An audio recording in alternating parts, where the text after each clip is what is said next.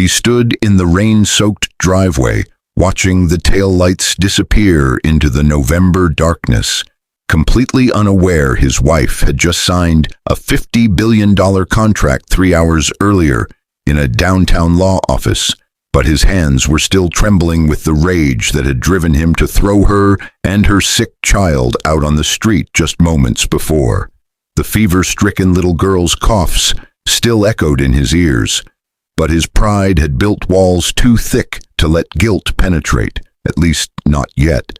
She had begged him to wait just one more day, to let her explain the phone calls and the mysterious meetings, but he'd seen her worn-out clothes and empty bank account as proof of her worthlessness. He thought he was finally free from the burden of a failing marriage and a stepdaughter who wasn't even his blood, but the universe had already set in motion a chain of events that would make him regret it instantly. What he didn't know was that the contract she'd signed wasn't just any business deal. It was the culmination of 7 years of secret negotiations, hidden genius, and a technology patent that would reshape the entire global economy. But more devastating than losing $50 billion was what she did next. A move so calculated and crushing, it would destroy not just his future, but his very identity, leaving him with a revelation that would haunt him forever. The question wasn't whether he'd try to get her back. It was whether he'd survive what she had planned for the man who threw away the most powerful woman in America like she was nothing. The argument had started over burnt toast, but that was never really what it was about. David Mitchell stood in the kitchen of their cramped 2-bedroom apartment, his tie loosened after another soul-crushing day at Henderson and Associates, where he pushed papers for partners who barely knew his name. But he'd convinced himself he was just one promotion away from the life he deserved. His wife Emma had been at the stove, her hair pulled back in the same messy ponytail she'd worn for 3 years straight, but there was something different in her eyes that morning, a kind of electricity he'd mistaken for anxiety. "I need to talk to you about something important," Emma had said, her voice steady despite the chaos of their 8-year-old daughter Lily's coughing fit in the next room. But David had already checked out of the conversation. "Not now," he'd snapped, brushing past her to grab his coffee, but the mug slipped from her tired fingers and shattered across the linoleum floor. That's when something inside him broke too. The explosion that followed wasn't sudden. It was the culmination of 1,000 small resentments that had been building like pressure in a sealed container, but Emma had seen it coming for months. David had been different lately, more distant, more critical, spending longer hours at the office and coming home smelling of expensive perfume that wasn't hers, but she'd been too buried in her own secret world to confront him. She'd been carrying the weight of something so massive, so world-altering that his petty affairs seemed like children playing in a sandbox. But she'd wanted to tell him, wanted to share the victory that was just hours away. "You're useless," David had said, the words cutting through the morning air like shards of the broken mug, but he didn't stop there. "Look at this place. Look at you. I'm breaking my back at the firm, and what do? You sit here with a kid who isn't even mine, playing on your laptop like you're going to invent the next big thing." The irony of those words would later make him vomit. Emma had flinched, but not from the insult. She'd grown immune to those over the years, but from the mention of Lily, her daughter from a previous relationship that had ended in tragedy. Lily's father had died in a construction accident 6 months before she was born, but David had promised to love her as his own when he'd slipped that cheap ring on Emma's finger 4 years ago. That promise, like so many others, had rotted away. "David, if you'd just let me explain." Emma had started, reaching for her phone where the email confirmation sat waiting, but he'd slapped it out of her hand. "Explain what? Another failed pitch? Another investor who laughed you out of the room?" His voice had risen to a shout, loud enough to make Lily's coughing turn to crying, but he was too far gone to care. I'm done. I'm done with this poverty, with playing daddy to someone else's mistake, with a wife who contributes nothing. The words someone else's mistake had hung in the air like poison gas, but Emma's face had gone completely still, not with hurt, but with a kind of cold calculation that should have warned him. From the bedroom, Lily had called out, her voice weak with fever. "Mommy, my head hurts really bad." Emma had moved toward the sound, but David had grabbed her arm, his fingers digging in hard enough to leave marks, but not hard enough to match the bruise he was about to leave on his own fate. "Where do you think you're going?" he'd demanded. But there was something in his eyes that went beyond anger. It was disgust, the kind reserved for something you scrape off your shoe. "My daughter needs me," Emma had said quietly, but with a core of steel he'd never heard before. "She's sick, David. She needs to see a doctor." "Then take her and get out," he'd said, the words tumbling out before his brain could catch them, but his pride wouldn't let him take them back. "I want both of you gone, today, now." Emma had stared at him for a long moment, and in that pause, the entire trajectory of both their lives had pivoted on an invisible axis, but neither of them knew it yet. "You're serious?" she'd said, not a question but a statement, but there was no pleading in her voice, only assessment. "Dead serious," David had confirmed, crossing his arms, but there was a flutter in his chest that might have been his last chance at redemption trying to break free. "I'm tired of carrying you. Pack your stuff and go back to whatever trailer park you crawled out of." The trailer park comment was particularly cruel because Emma had indeed grown up in a mobile home in rural Kentucky, but she'd clawed her way through state school on scholarships, teaching herself coding languages in a public library, building something extraordinary in the few hours between retail shifts and caring for her dying mother. David knew this history, had once claimed to admire it, but now he weaponized it like a knife to the softest parts of her. Emma had simply nodded, gone to the bedroom where Lily lay sweating through her sheets, and begun packing their sparse belongings into 2 battered suitcases, but her hands hadn't shaken. David had watched from the doorway, expecting tears or bargaining, but she'd moved with the efficiency of someone executing a pre-planned extraction. "Mommy, where are we going?" Lily had asked between coughs, her fever-bright eyes confused, but trusting in the way only children can trust. "Somewhere better, baby," Emma had whispered, pressing a cool hand to her daughter's forehead, but her gaze had flickered to David with something that looked almost like pity. 20 minutes later, they'd stood by the apartment door, Emma holding Lily wrapped in a thin blanket while the little girl's body shook with chills, but David had remained unmoved. "The rent's due in 3 days, Emma had said, her voice flat, but there was subtext layered beneath that he was too angry to decode. "You'll need to..." "I'll need to what?" "Finally live my life without your dead weight." He'd laughed, the sound harsh and brittle, but there was a manic edge to it that suggested he was trying to convince himself. "I've got it covered, Emma. I've always had it covered. Without you draining my resources, I'll finally get somewhere." Emma had adjusted Lily in her arms, the little girl's hot face pressed against her shoulder, but before leaving she'd turned back one last time. "David," she'd said, and something in her tone should have made him listen, but his ears were closed. "In about 6 hours, you're going to get a phone call. When you do, remember this moment. Remember exactly how you treated us today." "Is that a threat?" He'd sneered, but there was a tiny seed of doubt planting itself in his gut.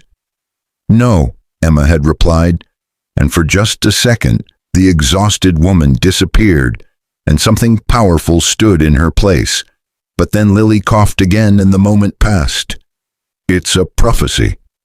Then she'd walked out into the hallway, down the stairs, and out into the street where an early November rain had started falling, But David had slammed the door before seeing her flag down a taxi, before seeing how the driver's eyes had widened at the address she'd given, before seeing her pull out a phone with 17 missed calls from a law firm that represented the largest tech consortium in the Western Hemisphere.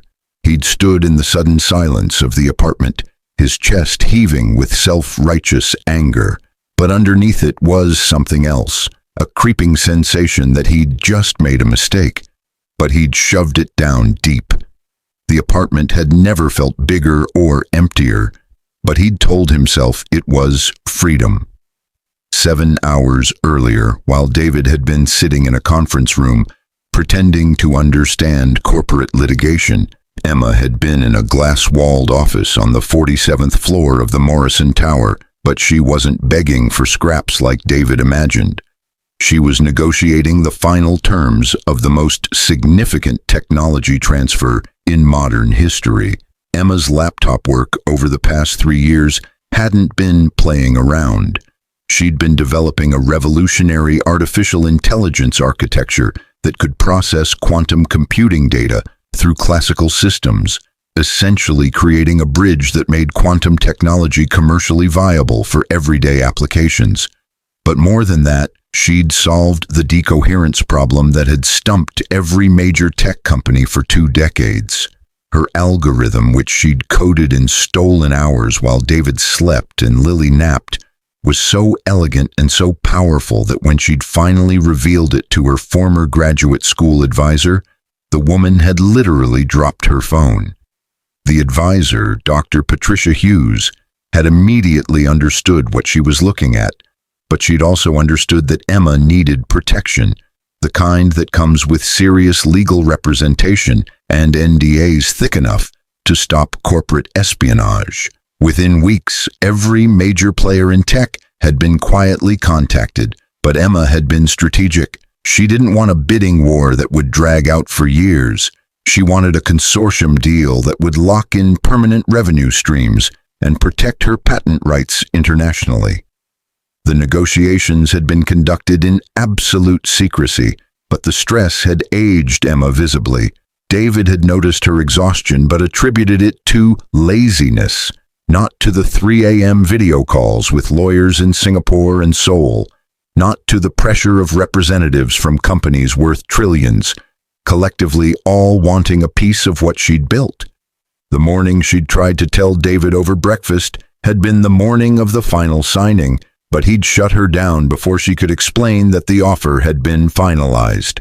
$50 billion, $25 billion upfront and $25 billion in guaranteed royalties over the next 10 years. But beyond the money was the prestige, the patents in her name alone, the guaranteed board seat on the consortium's steering committee. When she'd walked out of that law office at 11:47 a.m., Emma Watson, she'd kept her maiden name professionally, another thing David had mocked, had become one of the wealthiest women in America, but the ink had barely dried on the contract when her phone had started exploding with congratulations from people she'd never met. She'd ignored them all, wanting only to get home and tell David that their struggles were over, that they could finally breathe, that Lily could have the medical care she needed, and more. But she'd walked into an ambush instead. The irony was excruciating. As David had been screaming about her worthlessness, her bank account had been receiving the first wire transfer confirmation. $12 billion liquid, with the rest in structured payments and stock options.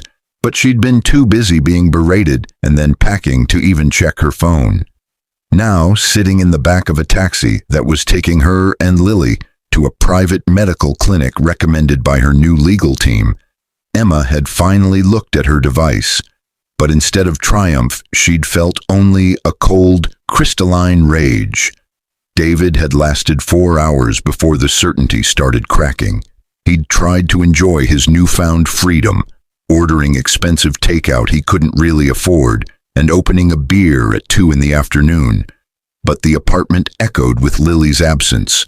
No cartoons playing, no small voice asking endless questions. No life. He'd told himself it was peaceful, but it felt like a tomb. By 6 p.m., the doubt had grown teeth. He'd started replaying the morning's argument, and certain details began standing out with uncomfortable clarity. The way Emma hadn't cried, the strange confidence in her posture despite his verbal assault, that cryptic comment about a phone call, but most of all, the pity in her eyes. Why had she looked at him like that? Like he was something to be sorry for? His phone had rung at 6:47 p.m., but it wasn't the call Emma had predicted.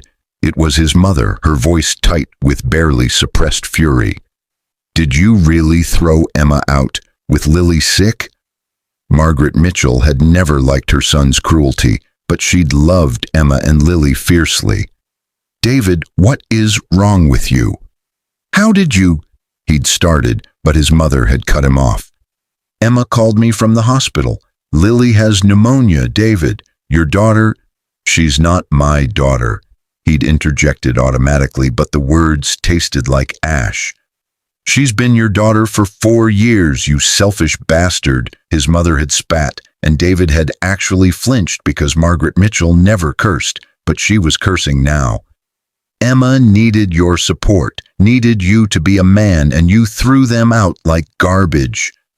"You don't understand the situation, Mom," David had tried to explain, but his conviction was wavering. "Emma hasn't contributed anything. I've been carrying this family." "Carrying?" His mother's laugh had been sharp and bitter, but there was something else underneath it, knowledge. "David, have you checked the news in the last hour?"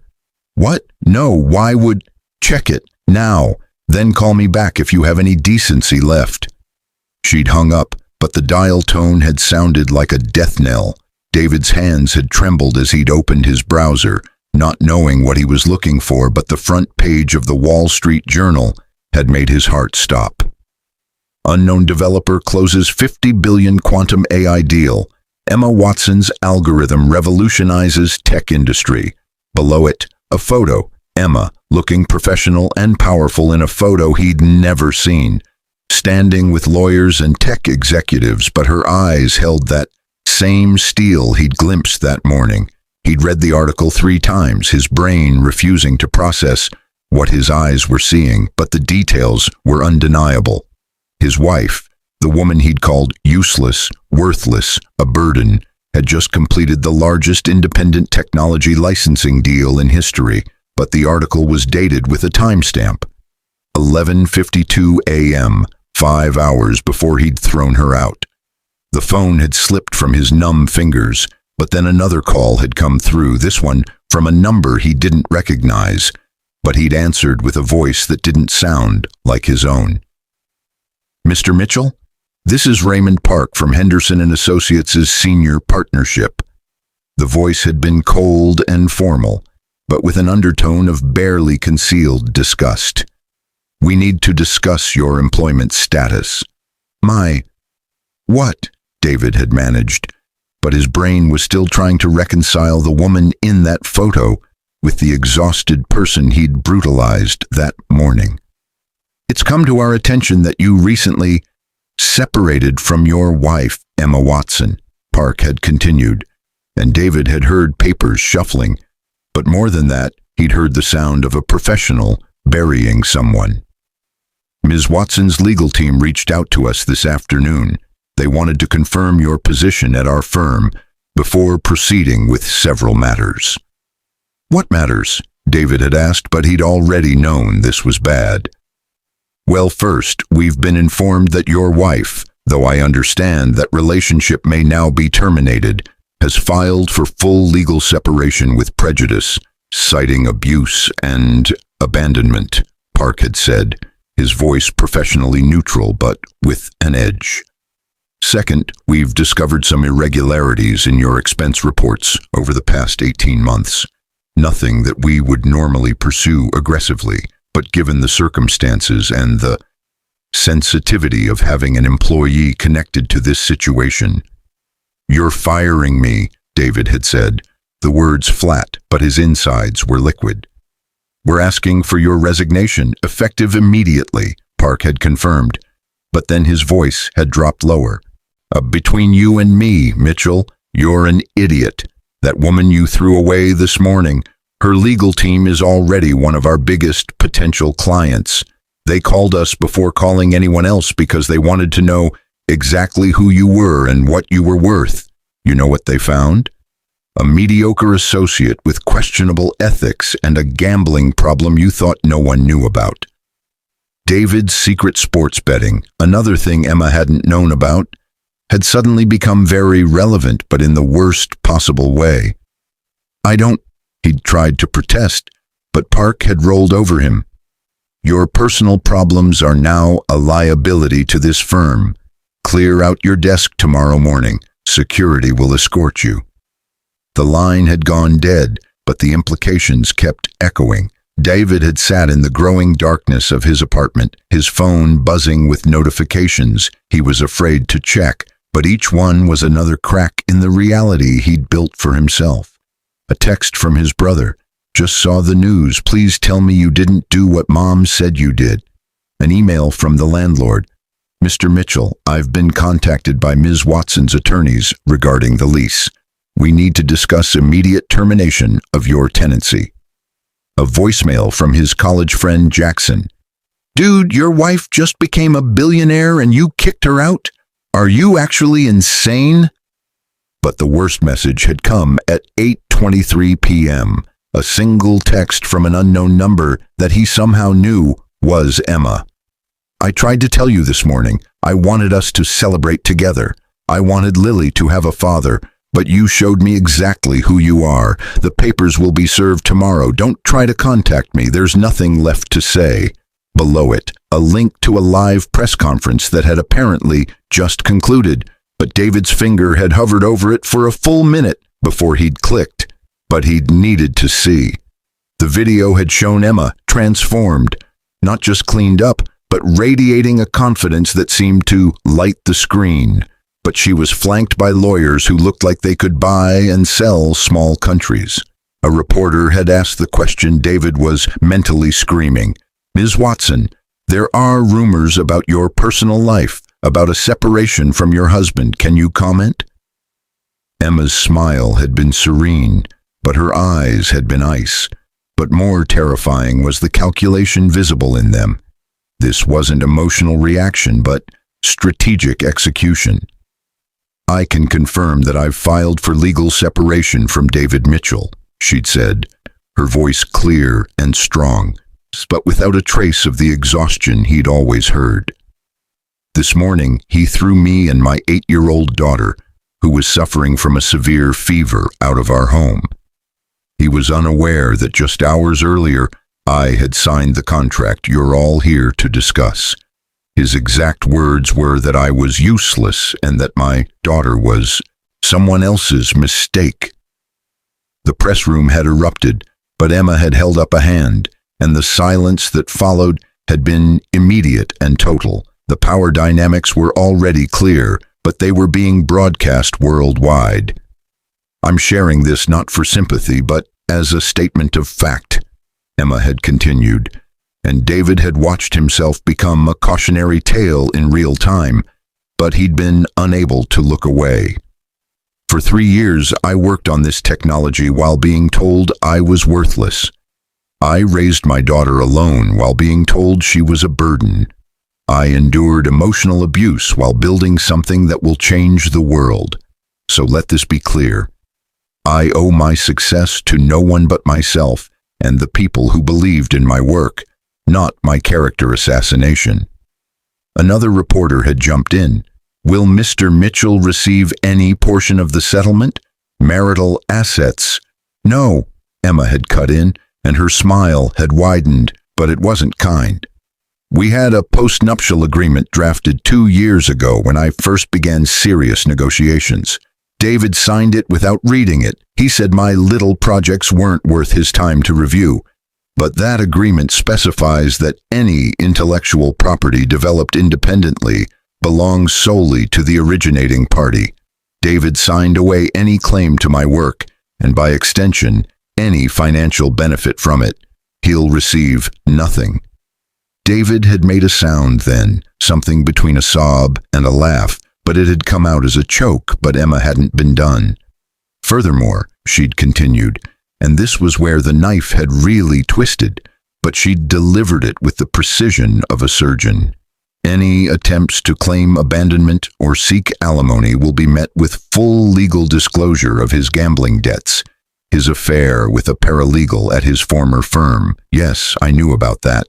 And his systematic financial manipulation of our shared accounts to fund his personal entertainment. I have documentation of everything. The room had exploded with shouted questions, but Emma had simply stood, her lawyers closing ranks around her, and she'd walked out of frame, but her final words had been caught by a hot mic. I gave him every chance to be part of something amazing. He chose cruelty instead. That's on him forever. The next 72 hours had been David's descent into a hell of his own making, but Emma's actions had been methodical and devastating. The eviction notice had come first, delivered by a process server who'd looked at David with unconcealed contempt. But it wasn't just eviction. Emma had bought the entire building through a shell company, and she was demolishing it for redevelopment. All tenants were being relocated with generous compensation packages, but David's notice had specified termination for cause with no compensation due to breach of lease and moral turpitude clause. He'd had to Google moral turpitude, but the definition had burned. Conduct contrary to justice, honesty, or good morals. His belongings had been packed by professional movers. Emma had even paid for that. But they'd been moved to a storage unit in the industrial outskirts of the city, with 3 months' rent prepaid. But after that, David was on his own. The message was clear. She wasn't going to let him be homeless, but she wasn't going to make it comfortable either. His car had been repossessed. It turned out Emma had been making the payments for the last year without telling him, but now she'd stopped, and David's credit was too destroyed to take over. His gym membership, his subscription services, even his phone plan, all canceled, all revealed to have been subsidized by the woman he'd called a leech. But the irony was so thick he could choke on it. But the professional destruction had been even more surgical. Emma's legal team had quietly reached out to every major law firm in the city, not to badmouth David directly, but simply to inform them that any representation of David Mitchell in matters relating to Emma Watson would be viewed as a conflict of interest given the consortium's extensive legal relationships. But the effect was that no reputable attorney would touch him. He'd become professionally radioactive. The media had latched onto the story with the fervor of sharks smelling blood. But Emma had controlled the narrative perfectly. She'd released just enough information to make David look like a villain, the sick child, the timing, his own cruel words, but not so much that she seemed vindictive, just factual. Public opinion had crucified him, but Emma had remained above the fray, focusing on her work and her daughter. Lily's pneumonia had been treated at the best private hospital in the state, but Emma had made sure photos of her daughter recovering, surrounded by toys and flowers and smiling nurses, were released to select media outlets. The caption had been simple. Emma Watson's daughter Lily recovers after being thrown out by stepfather David Mitchell while suffering from 104-degree fever. The custody situation had been even more brutal. Emma had filed for a restraining order, citing emotional abuse and abandonment of a minor in his care. But David hadn't even contested it. What would be the point? Every text, every email, every social media post he'd ever made about Lily had been archived and presented as evidence of his disdain, but his own words had convicted him. 3 weeks after that morning, David had been living in a rented room in a house with 4 other people, working a temp job doing data entry, but his fall from mediocrity to abject failure had been so swift and so public that he'd become a meme, the cautionary tale of the man who'd thrown away everything. His mother had stopped taking his calls, but she'd started sending checks to Emma for Lily's college fund.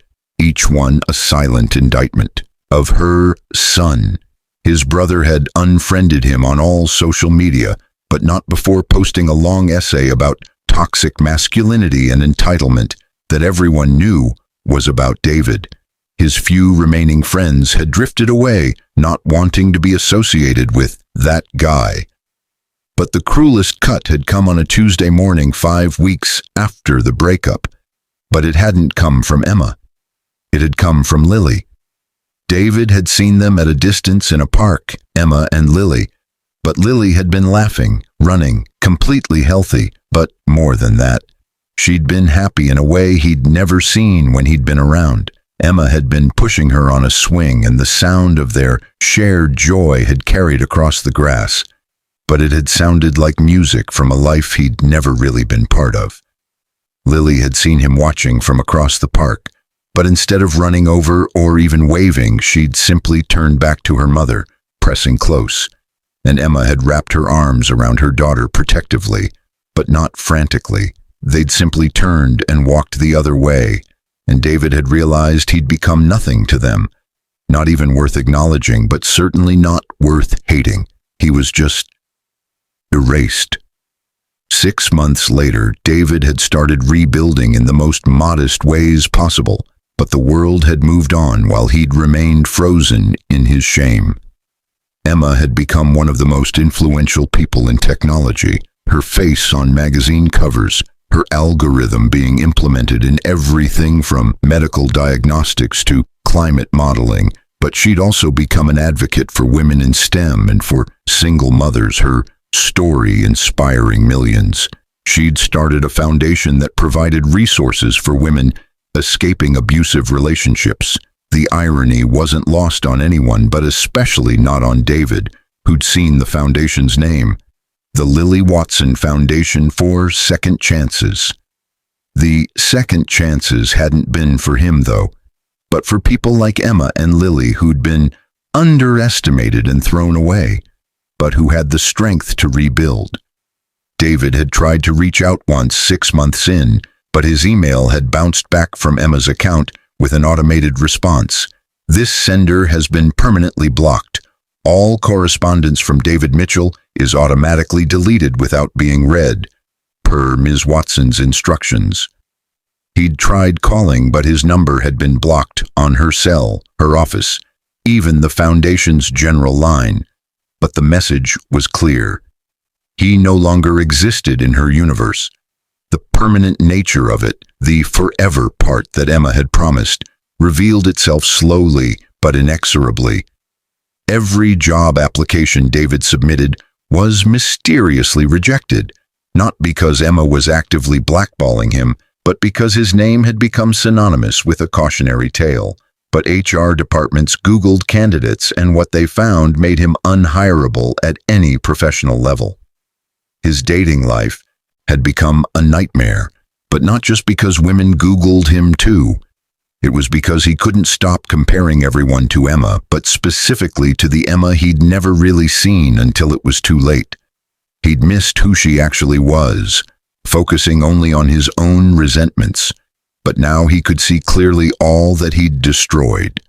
The regret had evolved from immediate panic to chronic ache, but worse was the knowledge that Emma had given him multiple chances to be better, had tried to share her victory, had wanted him to be part of something extraordinary, but he'd chosen cruelty at every turn. She hadn't crushed him out of revenge. He'd crushed himself, but she'd simply ensured there was no coming back from it. 2 years after that morning, David had received an unexpected letter, but not from Emma, from Patricia Hughes, Emma's former advisor. The letter had explained something David had never known.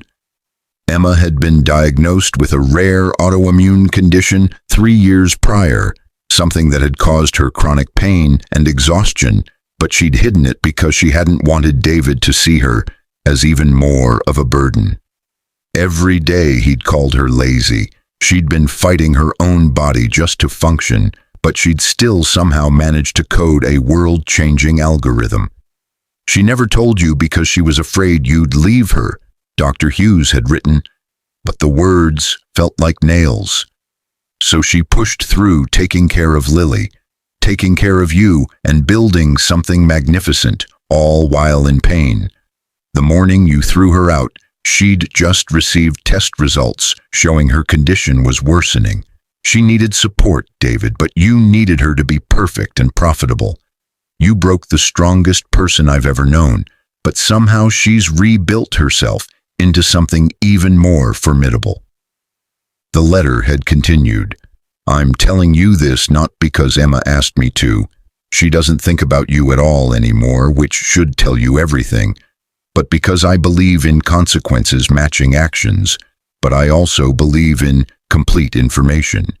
You didn't just throw away a brilliant woman and a sick child, but you threw away someone who was fighting battles you never even knew about, someone who loved you despite your obvious flaws, someone who was trying to give you everything while you were busy tearing her down. At the bottom, a postscript. Emma's condition is now in remission, by the way. The best medical care money can buy helped with that.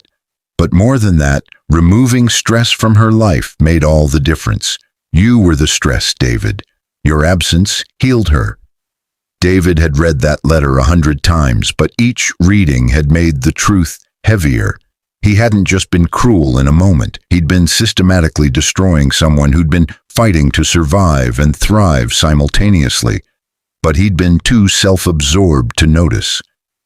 3 years after that, November morning, David had been working as a night security guard at a tech campus, but he'd finally achieved a kind of stability, even if it was at the bottom of the ladder he'd once thought he was climbing. One night, Emma had walked through the building's lobby, there for a late meeting about a new project, but their eyes had met across the marble expanse. She'd been flanked by assistants and executives, clearly in the middle of something important, but she'd stopped when she'd seen him. For a moment, David had thought maybe, just maybe, there could be some acknowledgement, some closure, but Emma had simply studied him with those same clear eyes that had looked at him with pity that last morning. Then Lily had appeared from behind her mother's entourage, now 11 years old and confident, but when she'd seen David, she'd grabbed Emma's hand. "Is that him?" Lily had asked, her voice carrying in the quiet lobby, but there was no recognition in her eyes, only curiosity about someone her mother had once known. "Yes," Emma had said simply, but she'd smiled at her daughter. "But he's not important, sweetheart. Just someone who was part of our old life, but not our better one." They'd walked past him then, Emma's expensive shoes clicking on the floor, but she'd paused at the elevator and turned back. "David," she'd said, and he'd straightened instinctively, but hoping for something. Forgiveness, acknowledgement, anything. "I hope you've learned something," she'd said, her voice neither kind nor cruel, just factual. "I hope the next person you meet, you'll see them as they actually are, not as props in your own story, but I doubt you will. People like you rarely change because changing requires admitting you were wrong, and your ego can't handle that." The elevator doors had opened, but she'd added one more thing. "I don't hate you. I don't think about you enough to hate you, but when I do think about that morning, I'm grateful. You forced me to stop making excuses for you, forced me to value myself, forced me to build a life where people like you can't touch us. So thank you, David, but your absence was the greatest gift you ever gave us." Then she'd stepped into the elevator with Lily, but as the doors had closed, he'd seen Lily ask, "Mom, who was that?" And Emma had replied, "Nobody important, baby, nobody important at all." The doors had shut, but those final words echoed in the lobby, echoed in David's head, echoed in the empty spaces where his life used to be. 5 years after throwing his wife and her sick child out on the street, unaware she'd just signed a $50 billion contract, David Mitchell lived with the consequences that Emma had promised would crush him forever. But the crushing hadn't been one dramatic moment. It had been the slow daily realization of everything he'd lost. Emma had gone on to become a titan of industry, but more than that, she'd become a symbol of resilience. But her success wasn't what haunted David. It was the knowledge that she'd wanted to share it with him, had tried to tell him that morning, had believed in him even when he'd shown her nothing but contempt. Lily had grown into a brilliant student, her health fully recovered, but David had missed every milestone, every achievement, every moment that could have been his if he'd chosen differently. But he'd been too proud, too blind, too convinced of his own importance to see what he'd had. The regret David felt was instant the moment those taillights had disappeared, but it was also eternal, a constant companion that reminded him of the exact moment he'd destroyed his own life. But more devastating was knowing that Emma had moved on completely. She'd built an empire, raised an extraordinary daughter, and found happiness, but she'd done it all without him, proving she'd never needed him in the first place. He'd been right that she would be better off without him, but he'd been catastrophically wrong about his own importance in that equation.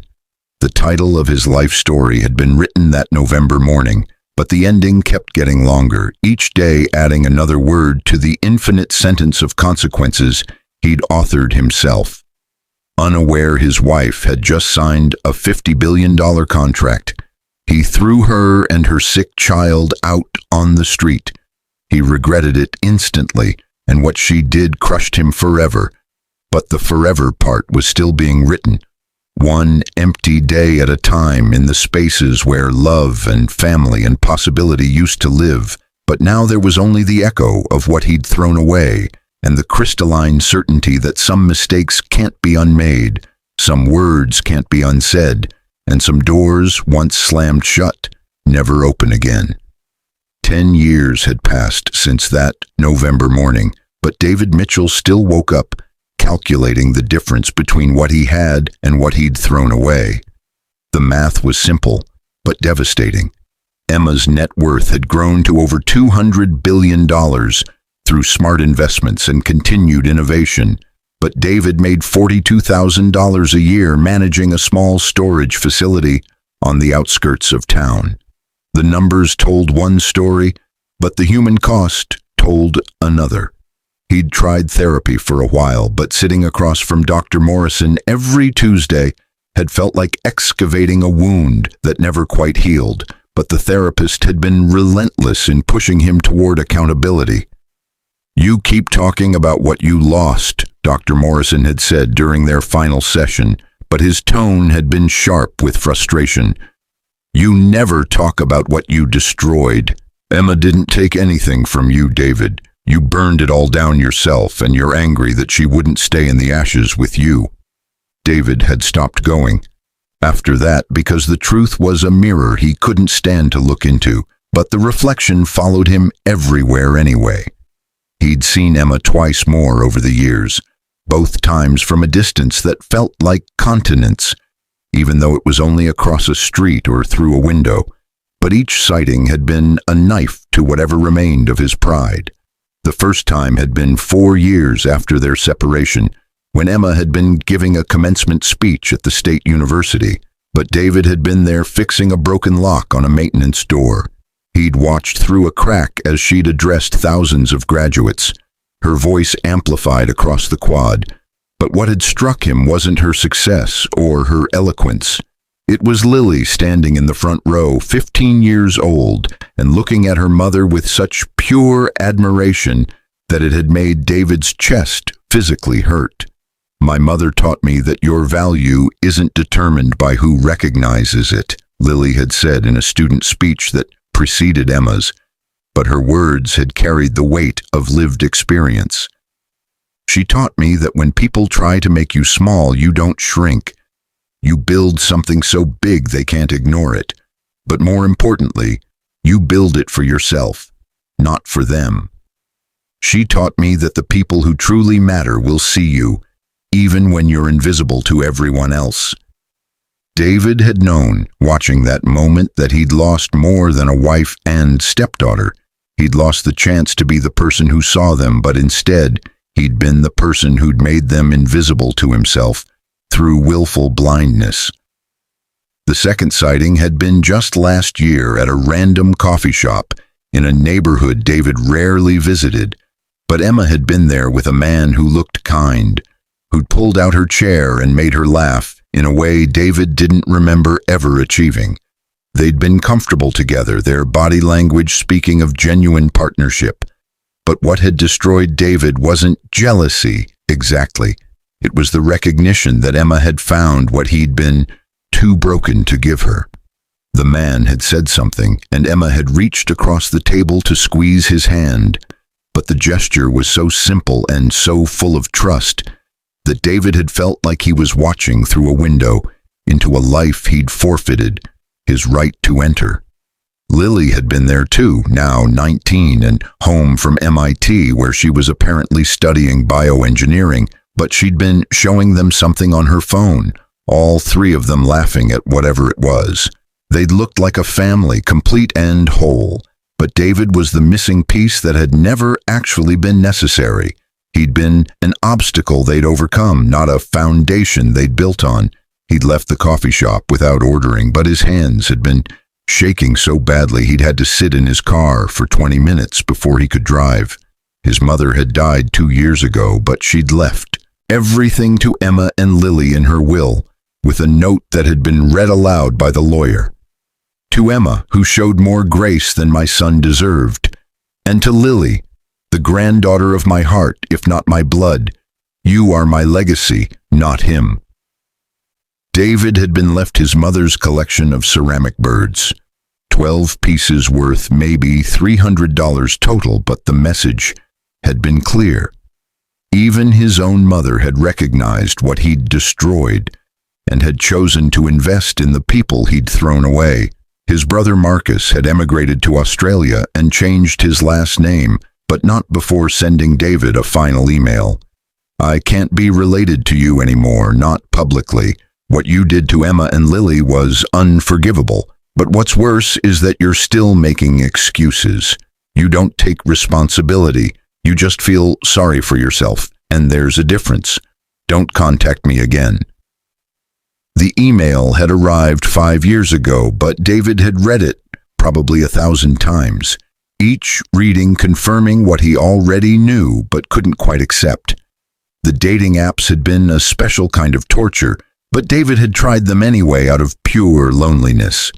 Every match who Googled him either unmatched immediately or showed up to one date just to tell him what they thought of him. But the worst had been a woman named Claire, who'd seemed genuinely interested until she'd pulled up an article about Emma on her phone during dinner. You know, I actually admire her, Claire had said, her voice cold despite the polite smile. She took her trauma and turned it into triumph, but you took your privilege and turned it into nothing. That says everything about both of you. She'd left him with the check and a piece of advice he hadn't asked for. Learn to be alone, David. It's what you're best at. He'd stopped trying after that, but the silence of his one-bedroom apartment had become both punishment and refuge. Work had become David's only constant, but even that was tinged with irony. The storage facility he managed was owned by a subsidiary of Emma's investment portfolio. He'd discovered this accidentally when signing new employment papers, but he'd realized she probably owned hundreds of properties and businesses and had no idea he worked for one of them. He was so far beneath her notice that their lives could intersect financially without her ever knowing he existed. But that anonymous connection was as close as he'd ever get to her world again. Sometimes customers would come in to store their belongings during life transitions, but David would listen to their stories and see echoes of his own pivotal moments. A young man putting his stuff in storage while going through a divorce had broken down in the office one day, but David had sat with him listening as the man had said, "I don't know how I got here. I thought I was doing everything right." David had wanted to tell him that he understood, that he'd felt the same way, but what comfort was there in the solidarity of failure? Instead, he'd just said, "Make sure you're really seeing who she is, not who you want her to be. Make sure you're not throwing away something you can't get back." The man had looked at him strangely, but he'd nodded, and David had hoped maybe his own catastrophic mistake could serve as a warning beacon for someone else. The internet never forgot, but David had learned this lesson repeatedly over the years. New articles about Emma would be published every few months, but they often included the origin story, the brilliant woman thrown out by her husband just hours after signing a historic deal. The story had become modern folklore, a parable told in business schools and women's empowerment seminars. But David's name was always included, always bolded, always linked to his few remaining social media profiles that he'd stopped updating years ago. Job recruiters wouldn't call, but journalists would, asking if he wanted to comment on Emma's latest achievement, or Lily's recent scholarship, or the foundation's newest initiative. He always declined, but what was there to say? Every word he could offer would only confirm what everyone already knew. He'd been wrong about everything. Lily had graduated from MIT last spring with highest honors, but David had seen the photos online. Emma had been there in the front row, tears streaming down her face, but beside her had been that kind-looking man from the coffee shop and what appeared to be his teenage son. Lily had been hugging all of them, but the caption on the photo she'd posted had read, "Celebrating with my real family, Mom, Richard, and my little brother Jake. Grateful for the people who showed me what unconditional love looks like." The word real had been a bullet through whatever remained of David's heart, but he'd known he'd earned that exclusion through every cruel word and dismissive gesture he'd ever given her. There were moments when David tried to rationalize what he'd done, but those moments had become rarer over the years. He'd gone through all the stages: denial that it had been that bad, anger at Emma for not fighting harder for them, bargaining with himself about what he could have done differently, depression that had nearly swallowed him whole. But acceptance had never quite arrived. How could he accept that he'd destroyed the best thing in his life through nothing but his own toxicity and blindness? How could he accept that the woman he'd called worthless had been worth more than he could ever comprehend? But more importantly, that she'd offered him access to that worth and he'd spat in her face. The pneumonia that had been ravaging Lily's small body that morning haunted David more than anything else, but he'd thrown a feverish child onto the street because his ego had been more important than her well-being. He'd seen recent photos of Lily, tall, healthy, vibrant, brilliant, but he'd also seen interviews where she'd talked about her childhood health struggles. "I remember being so sick and so scared," she'd told a reporter for a women's health magazine. "But my mom wrapped me in a blanket and told me we were going on an adventure. She made being thrown out of our home feel like we were starting something new, not ending something precious. That's the kind of mother she is. She turns trauma into transformation." The article had never mentioned David by name, but the phrase, "thrown out of our home," had been enough for everyone to know exactly who'd done the throwing. David had tried to write letters over the years, but none of them had ever been sent. What could he say? "I'm sorry I called your daughter a mistake. I regret not believing in you. I wish I'd read that post-nuptial agreement before signing it." Every sentence he'd composed had sounded hollow because words couldn't bridge the chasm he'd created. But more than that, he'd realized his apologies would only serve to make himself feel better, not to actually help Emma or Lily. They'd moved on completely, but they'd healed without him, and his reappearance would only be a selfish reopening of wounds they'd successfully closed. The 50 billion had grown to something far beyond mere money, but Emma had leveraged her initial payment into a tech empire that employed thousands and had changed fundamental aspects of how the world processed information. Her quantum classical bridge had been implemented in everything from cancer research to climate modeling to financial systems, but every application bore her name. Every patent listed her as the sole inventor. Every story about the technology mentioned the woman who'd built it in stolen hours while being told she was worthless. David's absence from that narrative was so complete that he'd effectively been erased. But his brief mention in origin stories served only as the villain who'd provided motivation through cruelty. Sometimes David would calculate what his life might have looked like if he'd just waited, if he'd just listened that morning instead of exploding, but the numbers were incomprehensible.